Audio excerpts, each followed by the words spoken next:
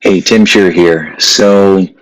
I wasn't working today. I just got my old T-shirt on, and I'm working on some PowerPoint presentations. And yet, the whole last week, I've been talking with people about a subject that is incredibly stressful, incredibly painful, and difficult to work through. And so I called up a dear friend of mine and a mentor for me, Barry Shore. Barry is he wrote a best-selling book called The Joy of Living, and he's calls himself a joyologist, and he's one of the happiest people I've ever met. Even though he woke up one day um, almost completely paralyzed, and uh, and had to fight his way through being able to even, to live. And I called him up and I said, Barry, I've got some challenges here and trying to help people with it, and I've gone through this too and I'm struggling with it, and can you give me some advice? And his advice was so good that I just wanted to jump on here and share it with you in case you're going through this as well.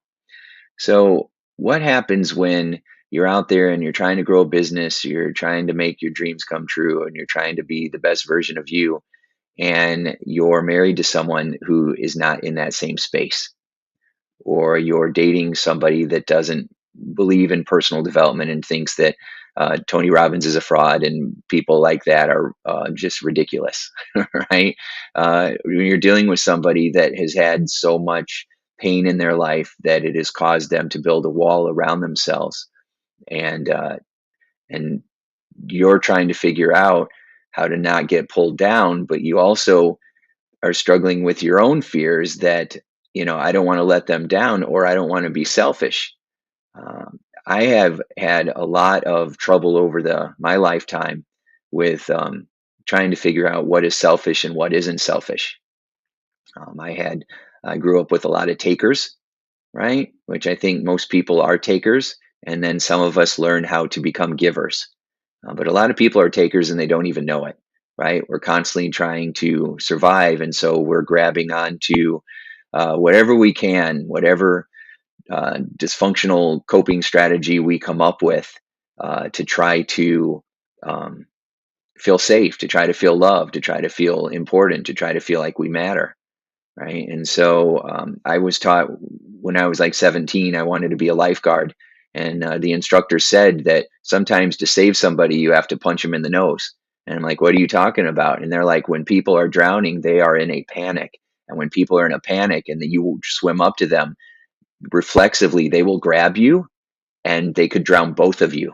And if you ever find yourself in a situation like that, they're not doing it on purpose. They're just so scared that they could end up taking you both out. And so if you ever find yourself in a situation like that and it's life or death, you might have to punch them in the nose so that they let go of you, so that then you can grab them and get them to shore, right? And I never forgot that. And I thought about that, in a physical way, but what about emotionally? When people are throwing jabs at you and what you do, and undermining your beliefs in yourself and your dreams and what's possible and what you're capable of achieving, what kind of world you live in. It's so easy for people to make you feel like you're not good enough, and if you try to be good enough, I had a lot of experiences in life where people made me feel small, where I felt less than, right? I would accomplish something good and then people would make fun of it, right? Or I would get some make some progress financially, and then people would be like, well, I guess you're special now, huh? I guess you're better than the rest of us. Or when I started working with companies, and then people would say, the healers that I were around would be like, well, you've gone corporate now, you're a sellout, right? So it's like every time I tried to better my life, there was always people there trying to make me feel bad about it, right? Like, oh, brother, I guess you're all that now. Or, I tried to call you and I couldn't get a hold of you. You're not that special. You're not doing brain surgery. You're just doing hypnosis sessions. And in my mind, I'm like, it's important. I'm helping people, take their lives back. But there was always this conflict that the more I grew and the more I was shining my light, the more it meant I was being selfish, or I was taking that light from somebody else. I was taking the spotlight away from somebody else. And that's the conflict that we have, right? Or we literally have unconscious beliefs that make us feel like we don't deserve to be happy. We don't deserve to be prosperous. We don't deserve to feel peaceful or fulfilled in life. And so we create our own messes. It's not even anybody else. We're creating our own messes through self sabotage and imposter syndrome, or through procrastinating, or showing up as a perfectionist and never getting anything done. There's a million ways that we hold ourselves back from taking action, or engaging in opportunities that could change it around for us. Because if our belief is that we don't deserve it, it won't matter what opportunities are in front of us. We'll find a way to mess it up. That's why we always got to upgrade those unconscious beliefs. But what I want to share with you today is a different perspective that I hadn't really heard before. And so, what Barry was saying is that, in a very generic way, because he's the most loving person I've ever met, but in a generic way, he said, in life, there's fountains and there's drains, right? There's fountains and there's drains, and fountains are giving water and they're adding to, and then there's drains that take things away. And you got to decide who you're going to be. And a lot of times when we're trying to be a fountain, we'll be surrounded by drains. Wherever there's a fountain, there's a drain. It creates balance, right? And a lot of times the drains don't realize they're drains, but you know, they're not giving, they're not adding to, they're taking away with fear, skepticism, pessimism, all kinds of doubt, all kinds of blaming, all kinds of attacking, all kinds of self pity. And then it makes the fountains feel bad for being a fountain. And so a lot of times what fountains do is we try to get smaller. We try to pull back because we think that somehow we're doing something wrong. And what Barry said is, no, you have to do the opposite. You have to increase the flow. You have to make your fountain larger, because if you take the fountain and you turn it off, then that doesn't fill the drain, right? When you turn the water off, it doesn't fill up a drain. It just creates more lack. If there's no fountain, now there's just two drains. That's not adding to anything. And I never thought of it that way before. So many times we're trying to be fountains in our life. We're really making conscious decisions to be a fountain and not a drain. And yet we feel responsible for the people who aren't doing that. And we feel like we're responsible for filling them up. So what we do is we try to create more so that we can fill up what they're missing. Right? So for a lot of entrepreneurs, we try to make more money. Well, if I just make more money, then it's going to make all these problems go away. And it turns out that's not the case, because there's people who are living in mansions, multi-million dollar mansions, who are just as depressed and unhappy and unfulfilled or sick as if they were in, a $50,000 home, right? The stuff is nicer, but the feelings are the same. And so that's not going to work. And so I'm like, well, what do you do in those situations? And Barry said, stop trying to fill the drains. You need to focus on being a more fulfilling fountain. And my first thought was, well, isn't that being selfish? And that's where we came back to the belief again, that if we are shining our light and doing what we feel called to do and living our best life, that somehow we're taking away from somebody else. And that's the false idea. That's the opinion that crushes our dreams, or that creates tremendous despair in our relationships, because we think that somehow we're doing it wrong or being bad by trying to be the best version of ourselves. There's always going to be somebody who has a problem with whatever it is that you do. I remember I posted a video one time, and it was just a couple minute video, and it was about loving yourself. And the first comment was a thumbs down. You love yourself, you're worth it, you're amazing, right? And then thumbs down, right? So somebody's always going to have an issue with something. And that person that gave me a thumbs down, do you think that they were showing up as a fountain or a drain? They were showing up as a drain. So what do? Do I shine more for those drains? No, because no matter how much water I give, they're just going to keep draining it down and want more. So you kind of think of givers and takers, right?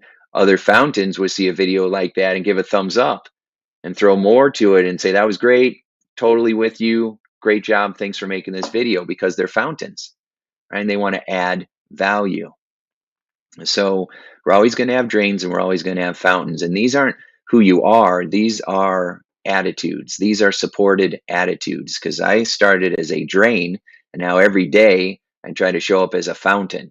So I wasn't born this way. It's not a temperament. It's not my basic personality. My basic personality was fear, right? And having anxiety. And so I had to develop my mind so that I was learning how to play to win in life instead of always playing not to lose. I had to learn how to become a fountain and how to add value instead of always taking away, because I thought if I could take it, then I would have it, but it doesn't work that way, right? You got to give it to yourself and give to others, and that's what fills us up. Takers are like taking and then putting into a bucket that has a hole in it. And then no matter how much you take and you put in that bucket, it just keeps draining out because there's a hole in it. And do you know what the hole is in the bottom of the bucket? You know what that's called? That's called a drain. And so that's why we can't keep filling up, hoping that if we just give everybody else enough of our stuff, that we're going to somehow save them. Because our goal is not to save them. Our goal is to be the best version of us that we can be. And then if people want to be saved, then you can be a role model and you can share tools and you can provide support.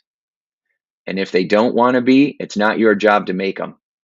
And that can be really painful, because sometimes the people that are drains are the people that you love the most. And that can be very difficult.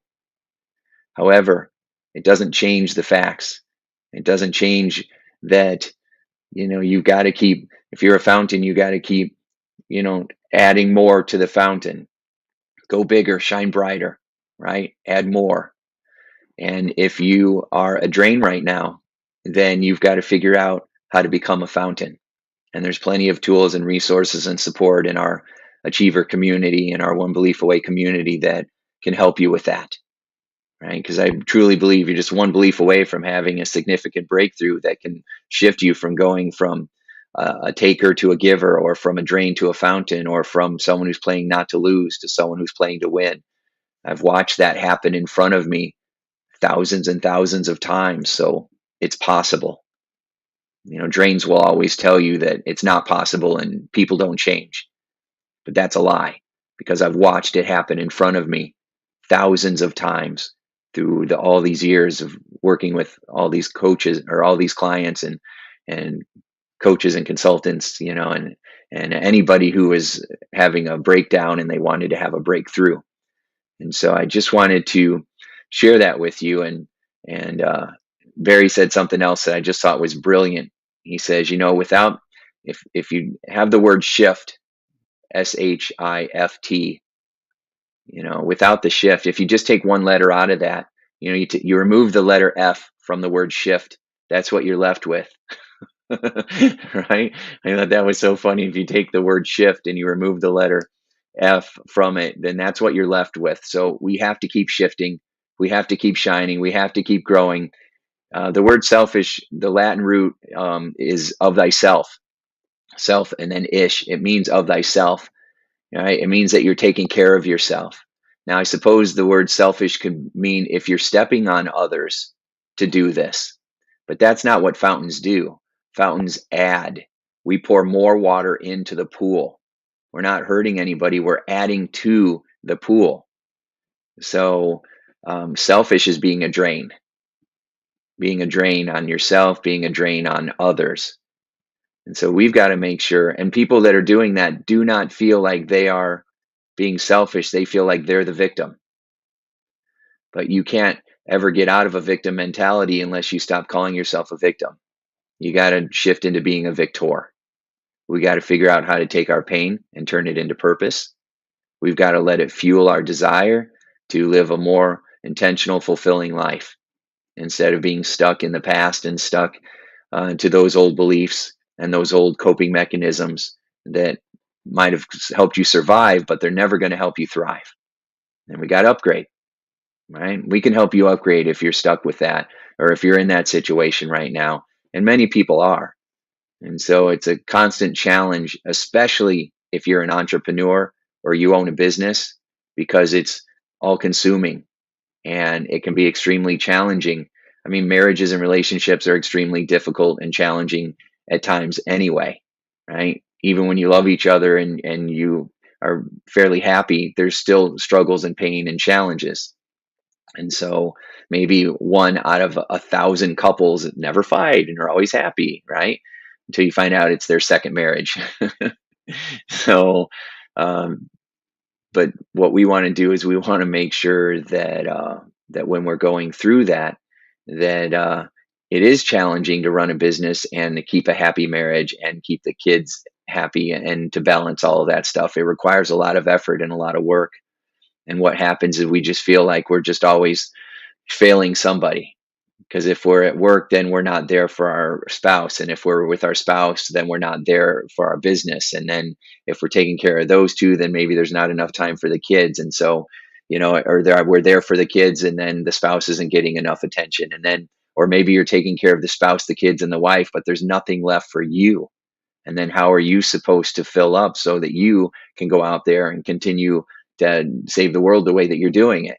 And so that becomes the problem. That becomes the challenge, right? That's why we have to make sure to realize that when you're doing good work and you're out there and you're feeling this pressure, that you have to shine. You have to shine even brighter. You got to make sure that you find other fountains who will pour into you so that you're not the only fountain that you know. And it's important to be around people who share a similar goal or vision as you, and that also are heading in the same direction as you. And a lot of entrepreneurs and small business owners don't have that. They feel very alone, or they're always putting on a show because they don't want anybody to know what's really going on at home or in their personal life or with their finances. And so it puts tremendous pressure on us. So I just wanted to make this video for you in case you didn't have someone like a Barry Shore in your life that you could call and ask for sage advice. And so I wanted to share this with you in case you're in a similar situation right now. I just want to remind you that you are amazing, that you are loved, that I believe in you, and I know that you can accomplish your dreams, and I know that you have the ability and the right stuff to do this. You just got to make sure that you keep believing in yourself. You keep focusing on being a fountain. You make sure that you fill yourself up. Make sure that you're taking care of you, and make sure that you're not getting caught up in believing the stuff that the other people around you might be saying to you because of their own fears and because of their own struggles. Right now, we should always be growing and self-aware. If we are being a little too selfish with our time, or we're not appreciating other people or validating them, or we're not giving to them, then take that as feedback and then do something about it, right? Share some of your fountain water in that direction so that you create more balance, right? That's not what I'm talking about. I'm talking about you're doing the very best you can and you're still being told that it's not enough. That's an issue. And that's something where you have to protect yourself. You've got to love yourself, and you got to make sure that you are around other people who are going to help you to believe in you, right? And help you to continue to shine. And I think we're all going to feel compelled to want to add some water, to the lives of those who we love and who we care about, right? But we got to make sure that we don't dim our light. We don't turn ourselves off thinking that somehow is going to turn somebody else into a fountain, because it doesn't work that way, right? So you got to keep shining and just keep being the best that you can be. Thanks.